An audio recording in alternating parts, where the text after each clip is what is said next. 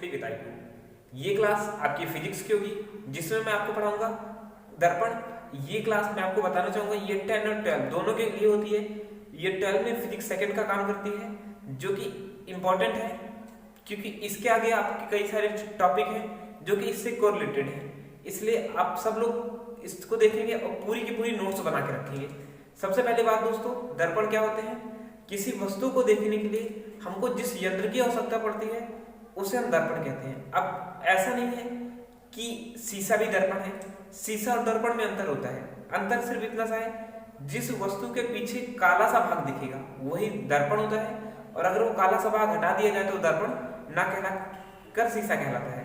अब मैं आपको बताऊंगा दोस्तों, दर्पण हमारे कितने प्रकार के होते हैं या दो प्रकार के होते हैं। पहला होता है हमारा समतल दर्पण। समतल दर्पण कैसा होता है दोस्तों? ये कुछ ऐसा दर्पण होता है। प्रकाश के परावर्तन के नियम पे आपने देखा होगा, हमने जिस दर्पण का प्रयोग किया था वो कैसा दर्पण था? हमारा समतल दर्पण। और इनसे प्रकाश आता है और उसी दिशा में कहां चला जाता है? वापस चला जाता है। इसको हम कहते हैं समतल दर्पण।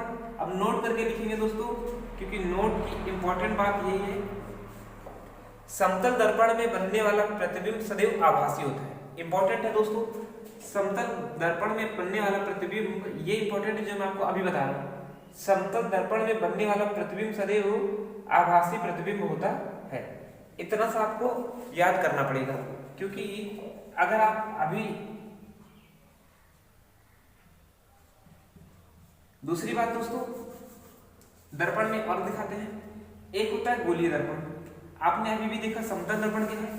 अब बात करते हैं गोलीय दर्पण की। गोलीय दर्पण, गोलीय दर्पण क्या होते हैं? गोलीय दर्पण वह दर्पण होते हैं जब किसी कांच के टुकड़े को गोल रूप से काट दिया गया, तो उस प्रकार की जो आकृति बनती है उसी को क्या कहते हैं? हम गोलीय दर्पण कहते हैं। परिभाषा के रूप में कहेंगे, किसी कांच के टुकड़े को वृत्तानुमा काटने की प्रवृत्ति गोलीय दर्पण कहलाती है। फिर से सुनिएगा, किसी कांच के टुकड़े को वृत्त के आकार में काटने की प्रवृत्ति गोलीय दर्पण कहलाती है। और ये जो गोलीय दर्पण होते हैं दोस्तों, ये कितने प्रकार के होते हैं? ये हमारे दो प्रकार के होते हैं। सबसे पहला दर्पण की बात करेंगे तो सबसे पहले दर्पण की बात करें गोलीय दर्पण में, तो वो होता है हमारा उत्तल दर्पण या फिर क्या है अवतल दर्पण। और दूसरा क्या होता है दोस्तों? हमारा उत्तल दर्पण। क्या आपको समझ में आया? दर्पण कितने प्रकार के होते हैं? दो प्रकार के। एक होता है दर्पण की बात करेंगे तो ये दो होते हैं, समतल दर्पण फिर गोलीय दर्पण। गोलीय दर्पण दो प्रकार के, उत्तल दर्पण और अवतल दर्पण। इतना आपको क्लियर होगा। कॉनकेव मिरर और कन्वेक्स मिरर, कॉनकेव कॉन्वेक्स। अगली बात दोस्तों, मैं आपको ये बताऊंगा कि गोलीय दर्पण में अवतल दर्पण की आकृति कैसी होती है, उत्तल दर्पण की आकृति कैसी होती है। ध्यान से समझिएगा, ये जो दर्पण होता है आपका गोलीय दर्पण। अवतल दर्पण को पहचानने के लिए आपके पास मान लीजिए ये कोई गोला सा एक दर्पण है। याद रखिएगा, बहुत इंपॉर्टेंट चीज है दोस्तों, गोला। और ये कोई गोला सा दर्पण है। अब इस गोले के दर्पण के हमने एक बार बाहर कुछ काला भाग लगा दिया। काला भाग किसका होता है? आयरन ऑक्साइड का या फिर लेड सल्फेट का। अब हमने इस काले से भाग को यहाँ से हटाया दोस्तों। देखिए, जब हम इस प्रकार इसको रखेंगे तो ये अंदर की ओर झुका हुआ है। आओ आओ मतलब होता है अंदर। तो इस प्रकार जो दर्पण बनता है उसे क्या कहते हैं? अवतल दर्पण।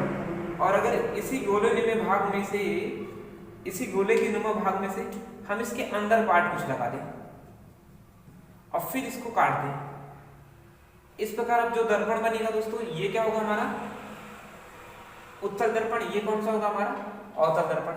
आई होप दोस्तों अब आपको उत्तल और अवतल में पूरा अंतर समझ में आ चुका है। इसमें इस पर भी प्रकाश का परावर्तन का नियम लागू होगा। क्या होगा? एक किरणें आएंगी जो कि एक माध्यम से आएंगी और उसी माध्यम में क्या हो जाएंगी? वापस हो जाएंगी। ठीक, जबकि यहां पर क्या होगा दोस्तों? किरणें आएंगी, किरणें आएंगी तो इसको मैं ऐसे बनाता हूं, किरणें आएंगी तो, लेकिन वो एक माध्यम में ना रह करके वह अपने मार्ग से क्या हो जाएंगी?